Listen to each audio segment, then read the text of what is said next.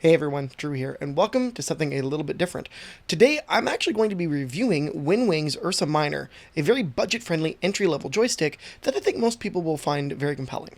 Let's dive in, take a look.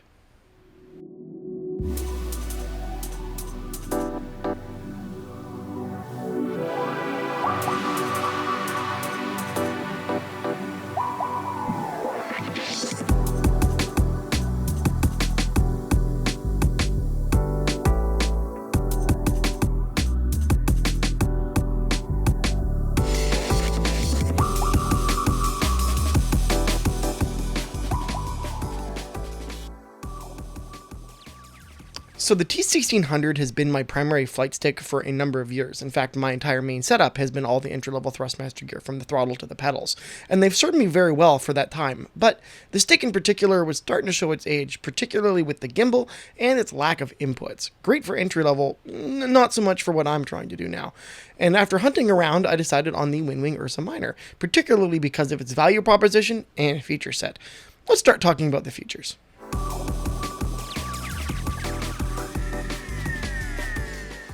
So starting with the base of the unit, we're going to find 14 momentary input buttons, 7 by 7 divided on either side of the base, and very easy to tell each one apart. This is largely due to the unique shapes and textures being used.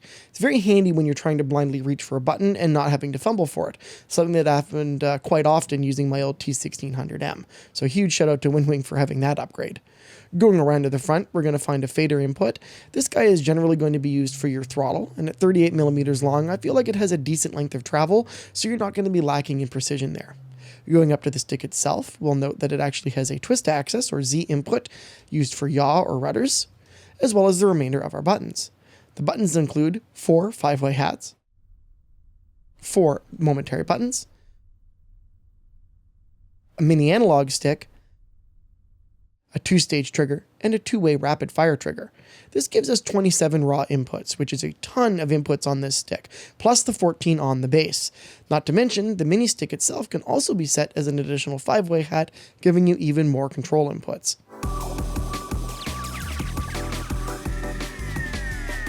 So ergonomically, how does the stick feel and perform? Very good in my opinion. Size-wise, it's neither too large nor too small. It fits my hand very nicely. All of the control inputs fall under my fingers very easily, and they're all very easy to manipulate. Especially that far forward one, I was really concerned about that initially. Those fears went away as soon as I actually started using the unit itself. The gimbal is also very good. It's very smooth in the X and Y axis. Coming from the T1600, which was like a ball joint gimbal, it's a little different. Also, the throw is much less. You've only got 30 degrees of motion. So that was a bit of a change. But once you got used to it, honestly, it's way more precise, so I don't even miss the extra range of motion.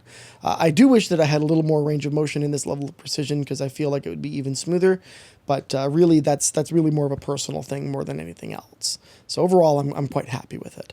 The spring weight and tension can be adjusted if you so chose. I don't think mine came with extra springs out of box, but you can get extra springs and you can change the weight if you so wanted to do that. Or you can remove them entirely and make use of the dry clutches that are here if you wanted to simulate something closer to like a helicopter cyclic, for example. So overall, very happy. Very happy with this. Including the Z-axis as well, actually. I will mention that again. It is pretty smooth. It was a little gummy out of box initially, but using it a couple of times, it cleared right up, and I guess whatever lubricant they had in there spread around. And it's worked pretty good ever since, so happy with that.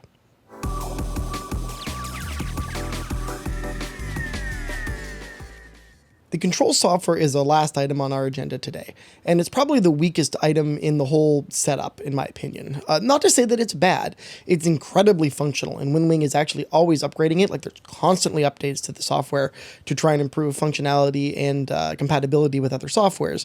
And like I said, it is very functional, so getting to your calibration or your test features to be able to make sure your equipment is working is very easy.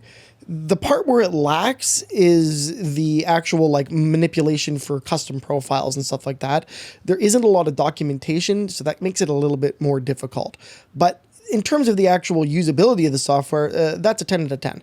Super useful, be able to test all the different features. You can change your backlighting here. You can activate that extra 5-way mode switch from this part of the software. You can calibrate and test all your different axes and buttons and make sure there's properly responding, as well as you can change the vibration motor, which I hadn't actually mentioned till now, but it does have a haptic feedback motor built inside to give you a little bit of extra buzz feedback. This is similar to something you might find in like a PlayStation or Xbox controller, so don't expect like a world-shaking feedback here, but it is very nice to be able to know when you fire the gun or getting close to like a stall point. And letting WinWing's control software handle that on its own is definitely the way to go. But if you want to, you can dive into custom profiles and make modifications as you so choose.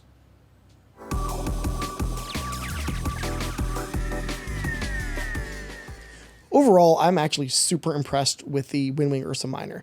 In the 6 months that I've had it, it's been put through all of the games that I could possibly think to throw at it and handled each one very easily. If anything, it's the games themselves that usually have crappy control inputs, not the actual stick itself. In the games that I play most, DCS and Elite Dangerous, no complaints whatsoever. It mapped to both very easily and has been a joy to use. I think the value proposition is my favorite element of this. It is extraordinarily good value, so if you are trying to get into the simming hobby on a budget, this is definitely the place to start. It's going to have all the inputs and accesses you need to get your game set up and running without wanting for anything, and that's really important. I limited myself for years with the T1600, and honestly, having swapped to this, I realized how few inputs I had and how poor quality the actual sensor was. So that going forward alone has been really huge for me. Hopefully you found this review really helpful, guys. I look forward to reviewing other stuff going forward in the future. And of course, if you have any comments or questions, throw them down in the comments below. Thanks for watching, guys. We'll see you in the next one. Have a great day. Bye-bye.